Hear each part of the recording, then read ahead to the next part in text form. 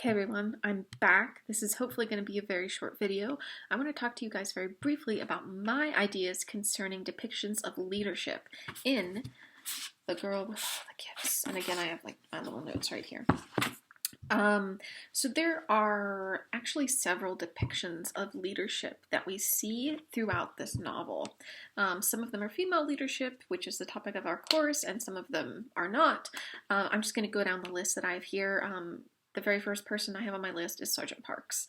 Obviously, he functions as a leader. He is kind of the military command of the base where the novel opens. He also kind of functions as like the head of our little crew, which includes him and Melanie and Miss Justineau and Dr. Caldwell and Private Gallagher as they are traveling or trying to travel from the base back to Beacon.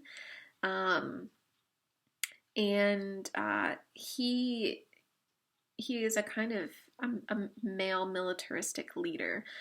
We see him as kind of gruff and very to the point and like, these are my orders, you're going to follow them, I will shoot you if I have to, right?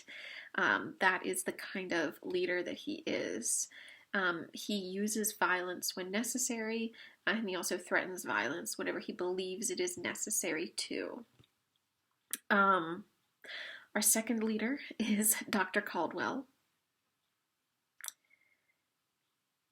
Basically the villain of the novel. You could argue that there's two kinds of... There's multiple villains in this novel, I think.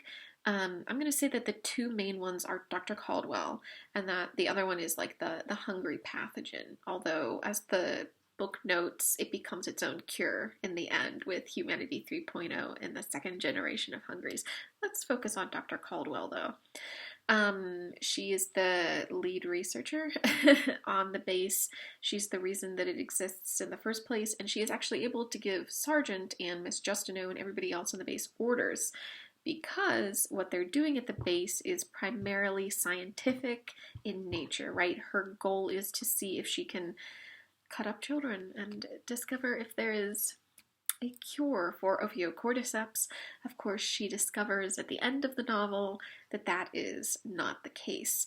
Dr. Caldwell is a really ruthless leader. She believes in the efforts of science and her own need to fulfill her own ego above all else in the novel. So even though she continually says, oh, I'm doing this for the good of humanity, I'm going to find a cure, it's always self-serving and in her own interest, because we find out throughout the course of the novel that she was up as a contender to be on one of the teams that got sent out in those like militarized science vehicles named Charlie and Rosie. She was at the top of the list like right before it ended. She was like the cutoff.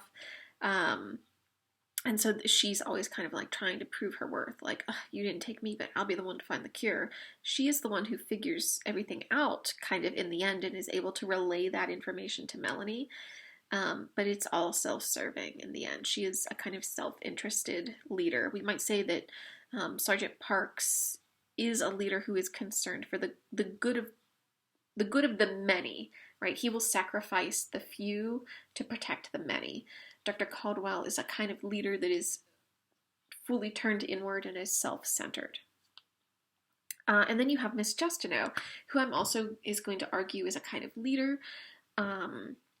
First, because she acts as a teacher in the camp whenever we start the novel. And to Melanie, it's clear, as we've talked about continuously throughout our analysis of the novel, that she is kind of a godlike figure that in of itself makes her a kind of leader. And Miss Justineau is the kind of leader who has done things in her past and is trying to atone, right? That is the kind of leader that she sets out to be, and she is the leader who will sometimes make poor decisions in the effort of helping those she sees as her constituents, in this case being Melanie, right? We see her make a number of questionable choices throughout the novel, I think, in the interest of Melanie. Here's an example. She sets off the flare gun in the middle of the night whenever they're hunkered down in Rosie, even though Melanie is not lost at all. I mean, Miss Justineau is worried that she might be. We know from Melanie's perspective right after she sees the flare gun that she was not. She was like, oh, I wasn't, lost, but the flare gun was kind of cheerful. Great. That was the exact point of it. No, it wasn't.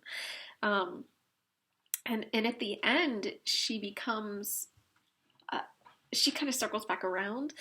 She becomes a leader in that she is going to nurture humanity 3.0. She's going to be the one to teach them how to be better in the world. She's going to teach them math and science and language and myth and history, and allow them to take that knowledge and to be better than their predecessors.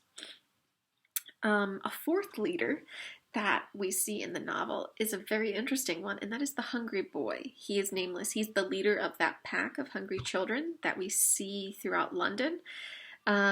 He apparently first off, he stole Gallagher's jacket, so he's running around in like this camo army jacket.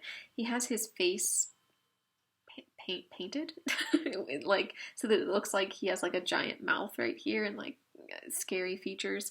Apparently he has long lanky hair. He carries around an aluminum baseball bat, which is just like the funniest detail to me. And he, the other hungry children listen to him. Whenever Melanie sees them, and she later reports to Justineau, he was the one who was protecting the smaller kids and ensuring that they got something to eat. Whenever she saw the pack of hungry children in the theater, we know from Gallagher's fatal, it's not funny, but it is to me, I'm sorry, fatal run-in with the children. He's so pathetic at the end. I feel really bad for him throughout the whole novel. You're just like, oh, they're there. We know from his run-in that he's the leader. He's really the one who is like first up to take a bite out of Gallagher and to beat him into submission. They kind of scrap and get into it a little bit with the aluminum baseball bat.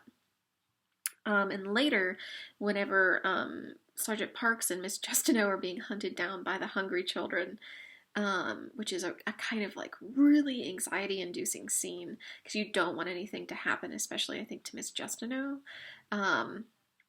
He's the one who is leading the charge. He's the one who tackles Parks and actually bites him. And then Melanie comes like blazing up out of nowhere. She's apparently covered her. First off, she's naked. She's taken off all her clothes. And sorry, you guys. She's taken off all her clothes. I don't know if you picked up on that. And she's covered herself in the blue disinfectant. And she's put on like one of the helmets from the environmental suits in Rosie. And she has like one of the little flare guns and she shoots it at the leader of the hungry pack and it gets stuck in his eye and it kills him, essentially. It's not funny, but to me it is. Mostly because she's naked. So she ends up defeating the pack's leader. And it's really interesting throughout the novel that they're referred to as a pack because they almost function like a pack of wolves, essentially hunting down prey, doing it together, ensuring that everybody gets their fair share. They have an alpha, right? And Melanie, who I'm going to argue is our final and most important leader in the novel, as I just described, takes down the pack's leader and essentially fulfills his role at the end of the novel. She has brought the hungry children. She's like, hey, all you assholes, you're coming with me. And she takes them to Miss Justineau and she ensures that the world has been changed forever, that Miss Justineau is going to be the only human left and she's going to be a teacher and that the hungry children are going to be the students. And Melanie, throughout the novel, she goes from victim and science experiment to a kind of savior and leader by the novel's end. She has, you could also argue that she functions as a kind of Jesus figure, honestly, that she maybe usurps that God role from Miss Justineau. You could make that kind of argument in the way that she restructures the world and kind of baptizes it in spores from the trigger event that unleashes the spores inside the pods from the hungry trees, the fruit. They have a variety of different names in the text. And she has really changed the world. Like, this one act changes the whole of human history, and Melanie has remade the world in a way that she believes eliminates evil, and that she believes will allow things to be better in the future. And she's an interesting kind of leader whenever you compare her with some of our other ones. If you think about Cleopatra, Cleopatra also had some really tough decisions to make, and I think that Melanie faces those same kind of decisions. She really embodies the idea that Stacy Schiff talks about, that an educated woman is a dangerous woman.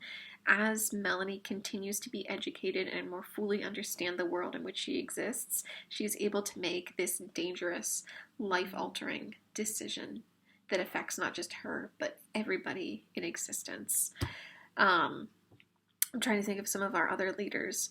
Who else could we compare her to? You could also think about her, I think, in terms of Alexandra Bergson from O Pioneers, because Alexandra becomes the kind of head of her family, and she does experience resistance to that from her brothers, but we don't need to worry about Lou and Oscar. They're buttheads.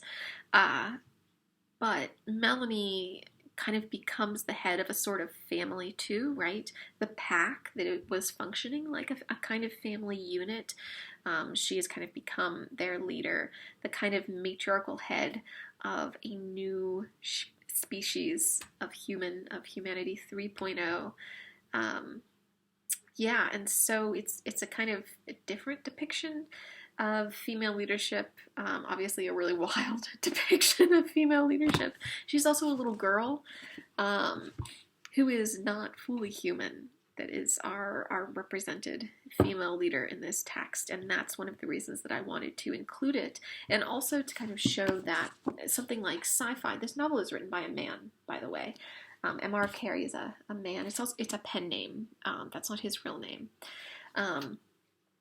But that in books like sci-fi, and in books like fantasy and apocalyptic and dystopian fiction, there's really, really interesting kind of progressive things happening in the way that women and girls of various different backgrounds are represented. And those are some of my favorite genres, so hopefully this will convince you to read more in those kind of genres. The next book we are going to read, Three Dark Crowns, is a YA novel, and it is about a matriarchal society, and we're going to have multiple female leaders, like a whole shit ton of them, because this is a matriarchal society. And there's going to be three main ones, and things are going to get really ugly really fast. I want you to think about King Lear while you are reading that novel, and also about Cleopatra. All right, you guys, you have a break for Easter, so I hope you enjoy the time off from classes, and if you do celebrate Easter, I hope you enjoy the holiday. What are we going to do? Probably eat potato salad. The best part of Easter for me is the potato salad, and I'm looking forward to it. All right, you guys, have a happy break, and I will see you, I think it's on the 16th of April. All right, goodbye.